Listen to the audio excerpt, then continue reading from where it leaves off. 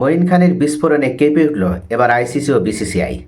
ভারত এবং ভারতের cricket board তারা আইসিসিকে ব্যবহার করে অবৈধ সুবিধা নেওয়ার যে চেষ্টাটা সেটা তার করে প্রথম থেকে শেষ পর্যন্ত।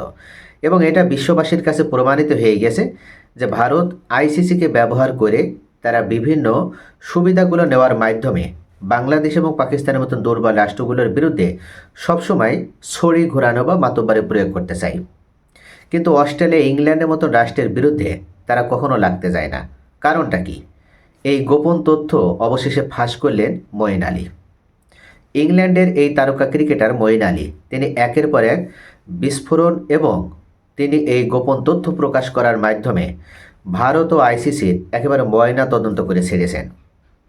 উল্লেখ করেছেন ভারত সবসময় আইসিসিকে ব্যবহার করে অবৈধ সুবিধা নিতে চায়, এমনকি তাদের বিরুদ্ধে কেউ কখনো প্রতিবাদও জানাতে সাহস করে না। এটার কারণ হচ্ছে ভারতীয় ক্রিকেট বোর্ড সবথেকে ধনী ক্রিকেট বোর্ড এবং তারা অর্থের মাধ্যমে অন্য যে সহযোগী দেশগুলো আছে সেই সহযোগী দেশগুলোকে তারা নিজেদের পক্ষে রাখার চেষ্টা করে। এবং এক প্রকার এই দুর্বল ও সহযোগী দেশগুলো তারা জানে যে ভারতের সাথে বা ভারতের যদি অনুকম্পা আমরা না পাই তাহলে ক্রিকেটে আমরা সেভাবে এগোতে পারবো না এবং আর্থিকভাবে আমাদের পিছিয়ে পড়তে হবে। এক কথায় ভারতের সহানুভূতি পাওয়া, ভারতের কাছ থেকে আর্থিক সাপোর্ট পাওয়া, এই বিষয়টা নিশ্চিত করার জন্য অনেক সহযোগী দেশগুলো তারা মূলত ভারতের বাইরে যে ভারত ইল্লিগাল কোনো অ্যাক্টিভিটি বা পদক্ষেপ গ্রহণ করলো তার বাইরে যে তারা কোনো ধরনের পদক্ষেপ নিতে পারে না। আমরা সম্প্রতি দেখেছি শ্রীলঙ্কা কিভাবে তাদের সুবিধার কথা থাকলেও বা তারা সুবিধা বেশি পেলেও সেই সুবিধা তারা গ্রহণ না করে আইসিসিতে যে ভোটাভুটিটা হলো সেখানে বাংলাদেশের বিপক্ষে ভোট দিল এবং ভারতের পক্ষে ভোট প্রদান করলো। এটার কারণ কি? এটার কারণ হচ্ছে শ্রীলঙ্কা ক্রিকেট বোর্ড ভয় পেয়েছিল এবং তারা ভারতকে ক্ষুব্ধ করতে চায়নি, ভারতের বিরুদ্ধে তারা যেতে চায়নি। তারা জানে যে ভারত মানেই এক প্রকার আর্থিকভাবে শক্তিশালী একটা ক্রিকেট বোর্ড এবং ভারতের কাছ থেকে বাড়তি সুবিধা যদি গ্রহণ করা যায় তাহলে আইসিসি থেকেও বাড়তি সুবিধাটা পাওয়া যাবে এবং ভারতের অনুকম্পা বা সিম্প্যাথি পাওয়াটাই মূলত এই সমস্ত সহযোগী দেশগুলোর মূল উদ্দেশ্য হিসেবে কাজ করে। অবশ্য ইতোমধ্যে শ্রীলঙ্কার পক্ষ থেকে সেই গোপন বিষয়টি কিন্তু জানানো হয়েছে যে তারা কেন বাংলাদেশকে সেদিন ভোট প্রদান করেনি।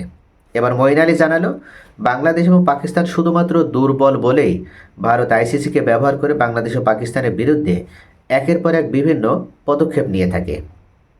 কিন্তু ইংল্যান্ড অস্ট্রেলিয়ার মতো দেশের বিরুদ্ধে তারা কখনো লাগতে যায় না। শুধু তাই নয়, ইংল্যান্ড এবং অস্ট্রেলিয়াকে তারা যথেষ্ট ভয় পায়, সমীহ করে, সম্মান করে চলে।